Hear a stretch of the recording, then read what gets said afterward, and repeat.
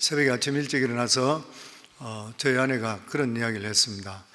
밤에 이제 자다가 중간중간 이제 깰 때가 있는데, 어젯밤에는 이제 그 텍사스에 있는 데이빗 목사 설교를 자기가 듣게 되었다고 그렇게 이야기하면서 그 설교를 듣는데 참 은혜가 많이 자기가 되었다.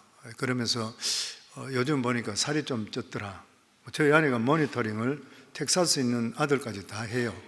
그리고 옷을 무엇을 입었다, 뭐 주의가 있다, 이런 걸 다 이야기를 또 해줘요, 보면은.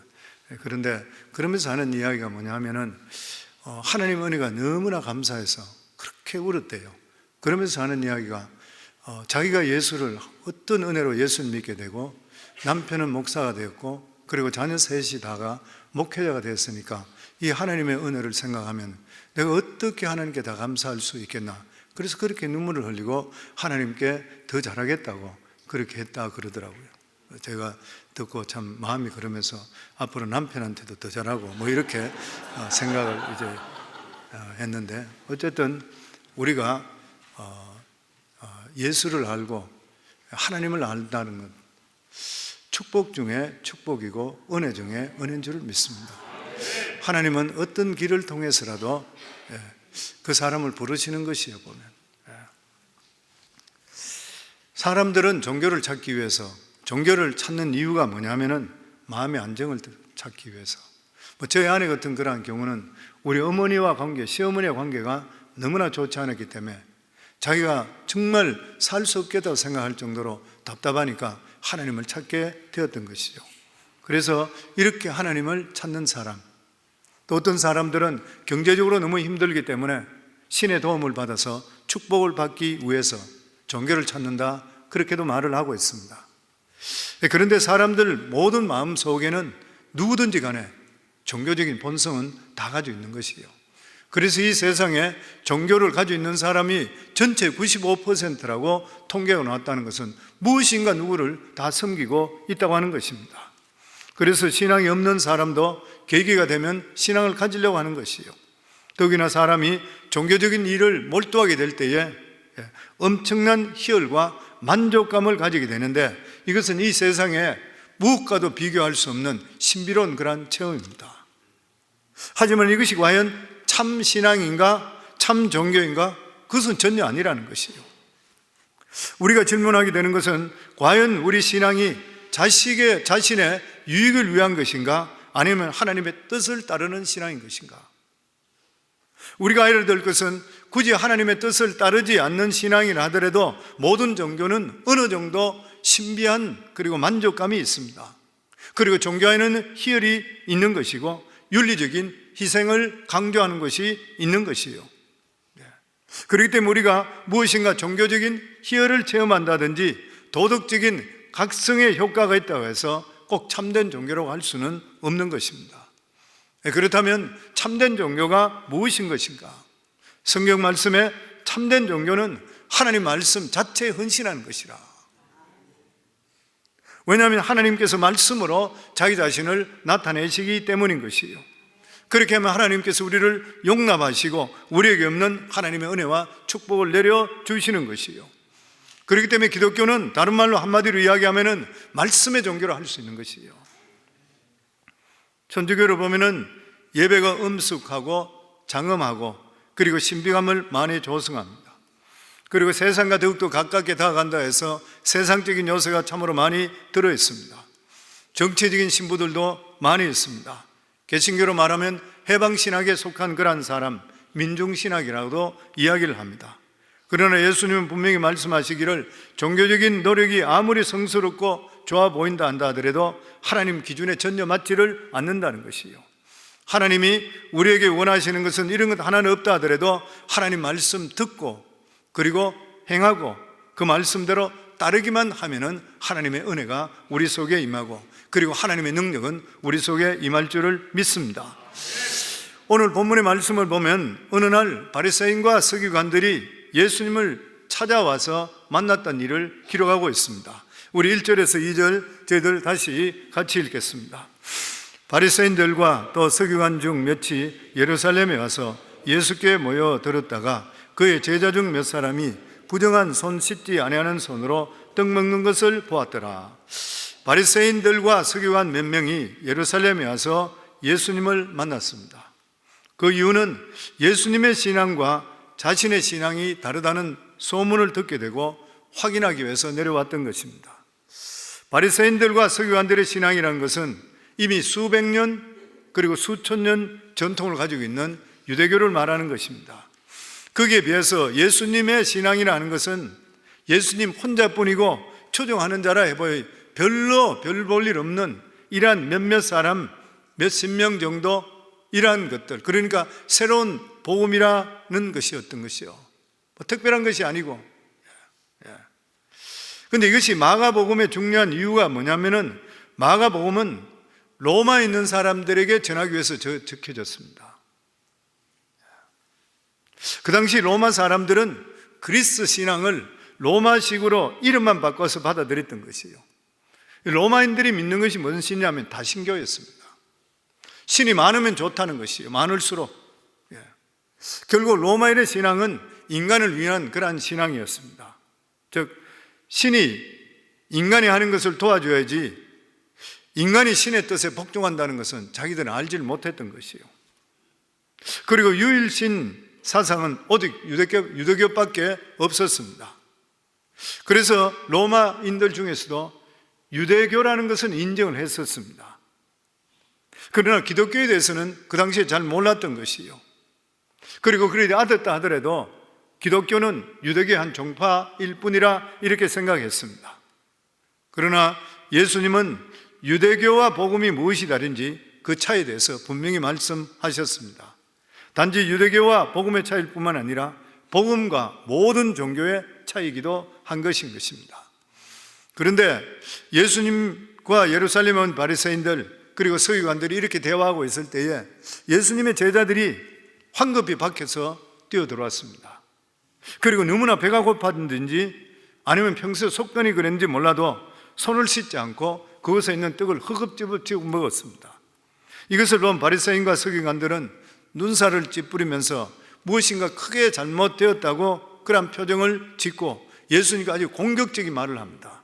그것이 5절 말씀입니다. 같이 읽겠습니다. 이에 바리새인들과 서기관들이 예수께 묻되 어찌하여 당신의 제자들은 장로들의 전통을 준행하지 아니하고 부정한 손으로 떡을 먹나이까? 이 말에 대한 설명을 마가는 3절과 4절에 하고 있습니다. 우리 3절과 4절 저희들 같이 읽겠습니다. 바리새인들과 모든 유대인들은 장로들의 전통을 지키어 손을 잘 씻지 않고는 음식을 먹지 아니하며 또 시장에서 돌아와서 물을 뿌리지 않고서는 먹지 아니하며 그 외에도 여러 가지를 지켜오는 것이 있으니 잔과 주발과 녹그릇을 씻음이러라. 우리가 밖에 나갔다가 집에 돌아오면 손을 씻는 것은 위생적으로 당연한 일인 것이죠. 왜냐하면 우리가 밖에 나갔다가 접촉하는 모든 많은 것들이 눈에 보이지 않지만 너무나 많은 박테리아, 병균들이 덕설거리고 있기 때문인 것입니다. 그래서 밖에 나갔다가 집에 들어올 때는 손과 발을 씻지 않으면 병균에 쉽게 감염될 수 있는 것이죠. 그렇지만 유대인들이 밖에 나갔다가 들어와서 손과 머리를 씻는 것은 위생적인 의미가 아니었습니다. 종교적인 의미였습니다. 즉 바깥에 나가면 자기도 모르는 사이에 죄인들이 만졌던 물건을 접촉할 수 있는 거예요. 또 죄인들이 손이 닿았을 때 자기 손이 닿을 수도 있는 것이에요. 이것을 집에 들어와서 물로 씻어야지 죄가 감염되지 않는다 이렇게 믿었습니다. 유대인들이 누구든지 바깥에 나갔다가 집에 돌아오면 손이나 머리나 이곳에 물을 뿌리거나 여러 번 씻습니다. 다른 말로 하면 죄를 씻어내는 것이고 부정을 씻어내는 것이에요. 그렇기 때문에 바리새인들은 당연히 바깥에 나갔다 돌아오면 이 죄를 씻는 의식을 행하고 사람을 만나거나 음식을 먹어야 마땅한데도 불구하고 예수님의 제자들은 죄 씻는 의식을 행하지를 않고 바로 떡을 먹게 되는 게 기절초풍할 뻔했는 거예요. 그래서 예수님께 공격적으로 말하기를 당신의 제자들은 장로들의 유전도 지키지 않고 씻지도 않고 부정한 손으로 어떻게 음식을 먹을 수 있느냐 따지는 것이에요.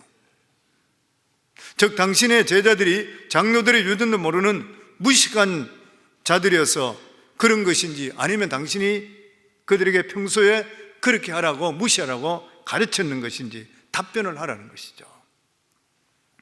우리가 생각할 때는 장로들의 유전을 잘 지키는 것이 좋아 보이고 종교스럽고 성스러워 보입니다. 그런데 여기서 예수님은 엄청난 말씀을 선포하는 것이요, 바로 참된 신앙이 무엇이냐는 것을 결정적으로 보여주는 말씀입니다. 우리 6절 말씀입니다. 저희들 같이 읽겠습니다. 이르시되 이사야가 너희 외식하는 자에 대하여 잘 예언하였도다. 기록하였으되 이 백성이 입술로는 나를 공경하되 마음은 내게서 멀도다. 예수님께서 이사야의 예언을 인용하여 말씀하시기를, 사람들이 얼마든지 입술로는 하나님을 존경하는 것 같지만 마음으로는 얼마든지 하나님을 멀어질 수 있다는 거예요. 이것은 우리들의 굉장히 충격적인 그런 말씀입니다. 우리는 우리 입술로 하나님을 공경하면 신앙이 굉장히 좋은 걸로 생각하는 것이요, 즉 우리 입술로 하나님을 존경한다는 것은 종교적인 행위가 거룩하고 성스러운 것을 말하는 것이요, 누구든지 거룩한 종교적인 행위를 하는 동안 하나님과 가장 가까워져 보이는 것이고 누구도 함부로 범할 수 없는 성스러운 세계 안에 들어가는 것 같습니다. 그러나 오늘 예수님께 주신 이 말씀을 보면 이러한 행위가 느낌이나 만족이 있다 하더라도 꼭 그것이 하나님께서 받으시는 신앙은 아니라는 것이요, 이렇게 하는 것은 다른 신앙, 다른 사람에게는 굉장히 성스럽게 보이고 종교인 같게 보이고 대단히 믿음인 것 같이 보일지 모르지만, 그러나 예수님은 입으로는 우리가 하나님을 존경한다면서도 얼마든지 마음은 멀어질 수 있다는 거예요. 즉 겉으로는 얼마든지 종교적인 행위와 만족감과 존경심 자체가 있다 한다 하더라도 그렇게 보이는 것이 하나님께서 받으시는 증거는 결코 아니라는 것이에요. 이런 말씀을 들으면 우리가 마음이 뜨끔해집니다. 사실 입으로 찬송하고 그리고 기도하고 있지만 우리 마음은 하나님과 멀어질 때가 너무나 많이 있는 것이에요. 우리 몸은 성전에 들어와 있고 우리 입술은 하나님을 찾고 우리 입술은 하나님을 찬양하고 있는데도 불구하고 우리 마음은 전혀 신앙적인 아닌 곳에 가 있을 때가 너무나 많이 있는 것이에요. 이것이 어찌하면 우리 신앙의 실제인지를 모르는 것이에요. 인간은 종교를 찾으면 마음이 성스럽고 조금 깨끗하게 되어 있는 것 같습니다. 그렇기 때문에 그것에 희열을 느껴요. 나는 예배당에 와서 그냥 예배드리고 찬송 드렸다, 그냥 희열을 느끼는 것이에요. 그러나 그것으로서 기도 응답이 오는 것인가, 하나님의 축복이 오는 것인가, 결코 아니라는 것이에요. 그럼 과연 예수님은 무슨 의도로 제자들에게 유대교의 정결의식을 지키지 않아도 된다고 하셨을까? 아니면 무시하라고 했을까? 진정으로 하나님이 찾으시는 신앙은 하나님 말씀을 붙잡고 그 말씀대로 행하는 신앙인 거예요. 진정으로 신앙은 우리 자신들이 믿음을 가지고 내 자신이 변화되는 것이에요. 물이 포도주로 변화된 것 같이 내가 예수를 믿고 구원 받고 그리고 믿음 안에 산다 그러면 내 생활 자체가 바뀔 수가 있어야 돼요. 말씀 안에 산다면. 하나님은 많은 물로 자신에게 뿌리는 것도 원하지 않으시고, 그리고 무릎을 꿇고 계단에 오르는 그러한 고행도 원치를 않으시는 것이에요. 하나님께서 인간에게 바라시는 것은 오직 하나님 말씀 붙들고 믿음 안에 나오라는 것이에요. 하나님 말씀을 듣고 하나님을 알게 될 때 우리 마음이 하나님을 향하게 되어 있는 것이에요. 하나님은 우리 입술이나 손이나 머리카락보다도 마음이 하나님 말씀에 잠기기를 실제로 원하시는 것입니다. 어떻게 보면 우리가 행하는, 우리가 믿는 이러한 것들은 보면은 종교의식이 없어 보이는 경우같이 보일 수 있어요. 머리에 물을 뿌릴 필요도 없고 손을 여러 번 씻을 필요도 없습니다. 그대로 하나님께 나와서 말씀 듣고 은혜 받으라는 것이에요. 즉 하나님을 알고 하나님을 믿으라는 것입니다. 종교적인 성스러운 느낌이나 종교적인 희염을 가지지 말고, 그런 거 가지려고 하지 말고 하나님 말씀을 듣고 하나님 말씀대로 살아보라는 것이에요. 예를 들어 모세는 시내산에 올라갔다가 내려온 후에 얼굴에 너무 광채가 났기 때문에 백성들의 지도자를 만날 때 얼굴에 수건을 썼습니다. 이것은 이스라엘 지도자들이 볼 때 모세가 너무나 성스럽게 보이는 것이에요. 그런데 신약이 들어와서 사도 바울은 뭐라 그랬습니까? 우리 얼굴에 덮은 수건을 벗으라. 가식적인 신앙생활을 벗어버리라는 거예요. 가식적인 것들. 오늘날 사람들은 하나님을 느낌으로 믿으라 할 때가 너무나 많이 있어요, 보면. 그러나 예수님 분명히 말씀합니다. 우리가 하나님의 존전에 나아가기 위해서 어떤 분위기나 느낌이 필요 없이 하나님 말씀 듣고 내 마음을 하나님께 드리달라는 것이죠. 이것이 우리 생각과 하나님 생각의 틀림점인 것입니다. 그리고 너무나 많은 사람들이 거짓 종교에 벗어나지 못하는 이유이기도 하는 것입니다. 어떤 의미에서 보면은 기독교는 그렇게 성스럽게 느끼지 못할 때가 많이 있습니다. 그런 의미에서 천주교 같은 교는 틀리는 것이죠. 그러나 우리들에게 천주교 같이 촛불도 필요 없어요. 우리 기독교는 촛불 잘 안 켭니다, 보면. 그리고 조명도 어두컴하게 이상한 분위기 만들 필요 없어요. 환한 게 좋아요. 성경도 잘 읽을 수 있도록.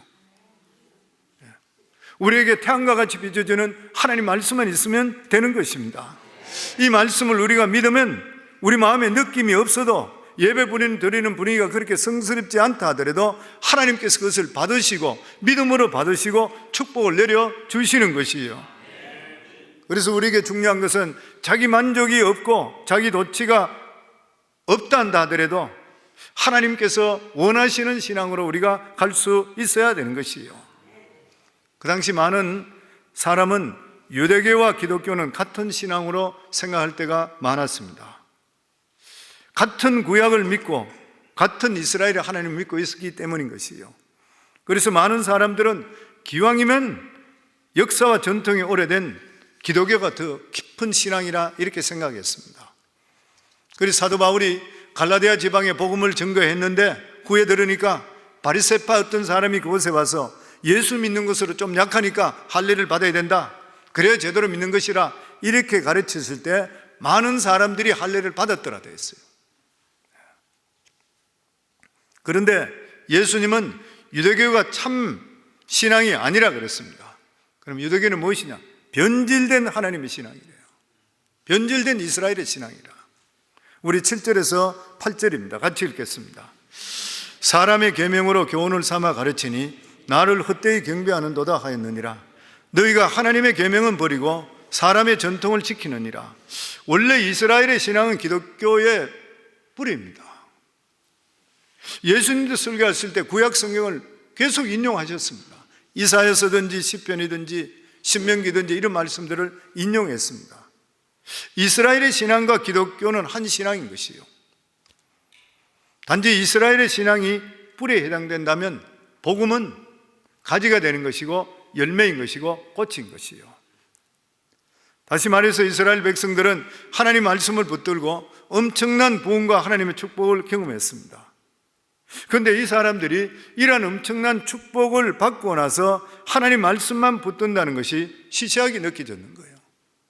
그래서 이스라엘 지도자들과 이스라엘 백성들은 자기들 생각할 때에 하나님을 더욱더 열정적으로 잘 섬기기 위해서 하나님 말씀을 제껴버리고 감동적인 여러 가지 의식과 행사를 추구하기를 시작했습니다. 이렇게 하니까 이스라엘 백성들의 반응도 더 좋아지는 것 같고 참여도도 좋아지니까 모두 다 좋아 보였던 것이에요. 결과적으로 이스라엘 백성들은 이렇게 함을 통해서 점점 마음이 하나님으로부터 멀어지기 시작했고 입술로만 하나님을 섬기게 되었던 것이에요. 종교적인 흥분이나 그리고 성스러운 느낌 이런 것들은 많은데 진정한 부흥과 하나님의 능력은 체험하지를 못하게 됩니다. 그래서 예수님께서 그렇게 말씀합니다. 너희가 너희의 유전을 지키면서 하나님의 계명을 잘 버리는도다. 즉 이스라엘 백성들은 나름대로 하나님을 잘 섬기려고 했습니다. 그러다 보니까 자기들이 좋겠다고 생각하는 여러 가지 형식과 제도를 만들어서 지키게 되었던 것이요. 결코 이것이 나쁜 의도에 시작된 것이 아닌데도 불구하고 결과적으로 하나님의 말씀을 버리는 결과가 되었습니다. 예수님 말씀은 하나님 말씀을 보존하기 위해서 전통이 필요한데 이것을 거꾸로 너희들의 유전으로 하나님의 계명을 범해버렸다는 것이요. 우리는 가끔 우리 전통에 얽매여 버려서 이것이 마치 신앙인 양 착각하고 살 때가 많이 있습니다. 우리는 하나님을 섬긴다 하면서 우리 전통과 제도를 열심히 섬기는 그러한 잘못을 범하는 경우가 있는 것이요. 분명히 알아야 될 것은 전통이나 인간의 유전은 하나님의 말씀이 아닌 것이요. 하나님의 말씀은 하나님께로부터 나오게 되어 있습니다. 그러나 장로의 유전은 처음에는 하나님 말씀을 잘 해석하기 위해서 했다가 나중에 본질은 벗어버리고 형식만 낳는 인위적으로 바뀌게 되었는 것이에요. 하나님의 진정한 뜻하시는 것은 잊어버리고 문구 자체에 매달리는 것이에요. 이래서 이단이 생기는 것입니다. 인간의 해석, 인간의 유전 때문에 이단이 생기는 것이에요. 우리들에게도 신학이 중요합니다. 그러나 우리 삶이 신학에 매여서는 안 되는 것이에요. 제가 겪은 분 중에 장로님 한 분인데 이분은 신학에 매여 있는 분이 있습니다. 자기 신학에 매여 있는, 장로교 신학에 매여 있는 분이에요. 그 외에는 받아들이지 않는 사람이에요. 그러니까 자기 생각이 틀리면 신앙생활을 못하는 거예요. 교파도 중요합니다. 그러나 우리 삶 속에 교파보다 더 중요한 것이 누구예요? 예수님이 더 중요합니다. 우리가 이 세상을 떠나서 주님 앞에 서게 될 때 교파 없습니다. 신학도 없는 것이에요. 예수님밖에 보이질 않아요. 우리 삶 속에 장로교면 어떻고 침례교면 어떻고 순복음교면 어떤 것입니까? 교리가 물론 중요해요. 그렇지만 교리 때문에 자기가 서로 옳다고 해서 싸워서 원수돼서는 결코 안 되는 것이에요. 이러한 악순환이 오늘까지도 계속되고 있다고 하는 것입니다. 우리가 처음에는 다 하나님 말씀을 붙잡고 신앙생활합니다.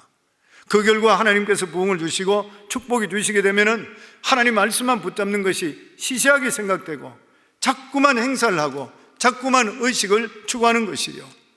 근데 놀라운 것은 뭐냐면은 하나님의 말씀이 얼마나 예민한가 하면은 쓸데없는 의식이나 행사가 하나님 말씀을 대신하게 할 때 부흥은 서서히 죽어가게 됩니다.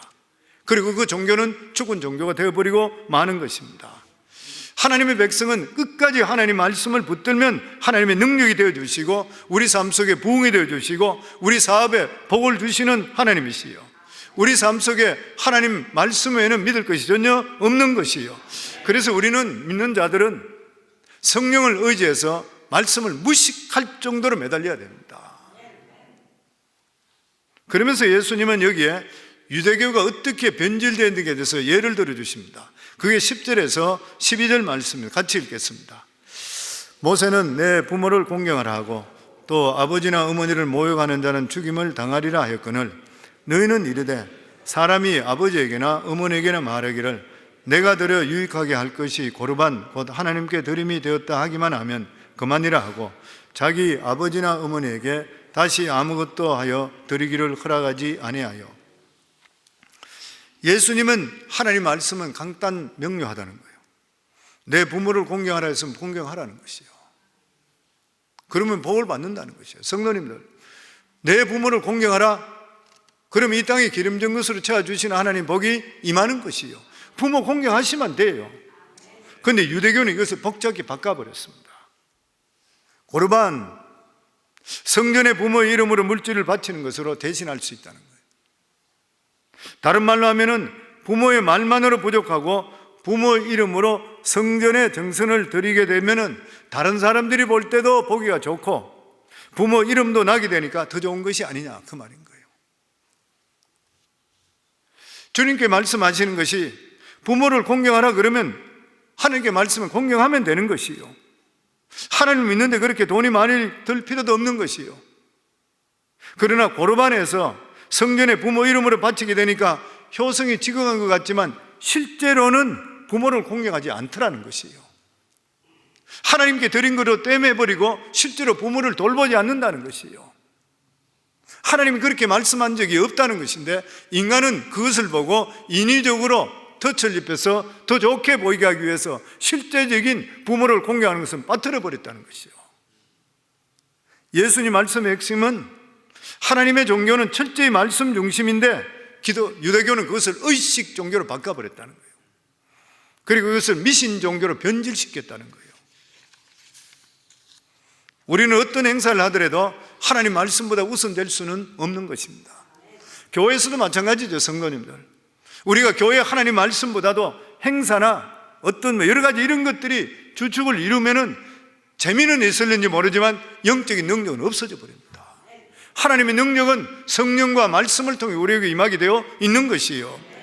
그렇기 때문에 어떤 제도도 하나님 말씀보다 우선될 수는 없는 것입니다. 하나님 말씀에 우선 두지 않게 되면 결과적으로 자기 영혼이 죽게 되는 것이에요. 왜 우리가 예배 중심적으로 나오라 그래요? 나와서 하나님 말씀 들으면 내 영혼이 소생되잖아요. 새로워지는 것이에요. 자기 혼자만 죽는 것이 아니라 사람 죽을 때 보면 꼭 옆 사람까지 끌고 죽어버려요. 믿음이 잘못되는 사람은 주위 있는 사람은 같이 죽여버리는 거예요, 보면. 그러면 마지막으로 13절입니다. 같이 읽겠습니다. 너희가 전한 전통으로 하나님의 말씀을 폐하며 또 이 같은 일을 많이 행하느니라 하시고. 우리가 하나님 말씀한다 해도 하나님 말씀을 우상화시키는 것은 아닌 것이죠. 하나님이 가장 우리에게 바라시는 것은 말씀을 듣고 말씀을 이해하고 그리고 그 말씀을 가지고 하나님께 나오라는 것이에요. 그러면 하나님께서 우리가 의식이 거추장스럽고 거창하고 아주 이렇게 보이지, 거룩하고 이렇게 보이지 않는다 하더라도 하나님께서 우리에게 축복을 주신다는 그러한 말씀인 것입니다. 오늘 말씀 보면 유대인들은 세상에 나가면 죄인들과 많이 접촉하기 때문에 죄가 전염된다고 생각했습니다. 그런데 예수님께 여기에 죄가 어디 있느냐, 어떻게 전염되는지 너무나 명쾌하게 우리에게 말씀해 주시면서, 그러면서 14절 그 후반에 보면 예수님은 죄가 우리 인간의 마음속에 있다 그렇게 말씀합니다. 예수님은 우리 인간의 마음은 다 부패했고 죄 덩어리라 그렇게 말씀했습니다. 이미 우리 속에는 죄가 가득 차 있는 것이요, 죄가 들어왔고 가득 차 있습니다. 아무리 수도원에 들어가고 절에 들어간다 하더라도 우리 마음속에 이미 죄가 들어와 있기 때문에 우리 힘으로 어떻게 할 수가 없는 것입니다. 사람이 예수를 믿는 그러한 이유는 종교적인 행위로 자신을 깨끗하게 할 수 없다는 것을 깨닫기 때문인 것입니다. 사람들은 수양을 하면서 자기를 깨끗하게 하려고 하는 것입니다. 그런데 이것은 잠시 구정물을 좀 잠잠히 재우는 역할밖에 할 수가 없는 것이에요. 우리가 진정으로 깨끗한 사람이 되기 위해서는 내 마음속에 근본적인 변화가 일어나야 되는 것이에요. 이 변화는 십자가로 말미암지 않고는 불가능한 일인 것입니다. 예수 그리스도의 십자가가 우리 죄를 다 가져가셨는 것입니다. 그렇기 때문에 하나님의 말씀과 성령이 우리 영혼을 깨끗하게 만들어 주시는 것입니다. 진정으로 사람의 죄를 씻는 것은 예수님의 십자가와 말씀밖에 없는 것입니다. 우리는 느낌이나 종교적인 열심을 믿어서는 안 되는 것이요, 오직 하나님 말씀을 믿어야 되고 십자가를 믿어야 되는 것입니다. 사랑하는 성도님들, 우리가 거룩하게 사는 거 너무 중요합니다. 그렇지만 너무 우리 자신들의 의식 속에 빠지지 마시고 하나님이 주시는 이 말씀 속에서 한마디 말씀이라도 받아들여서 우리 삶이 변화될 때에 하나님께 너무나 기뻐하시는 거예요. 저와 여러분 모두 다가 하나님 말씀 위주로 사시고 성령에 의탁해서 우리 삶이 매일매일 더욱더 변화된 삶을 살아서 하나님의 기쁨이 되기를 주의 이름으로 축원합니다.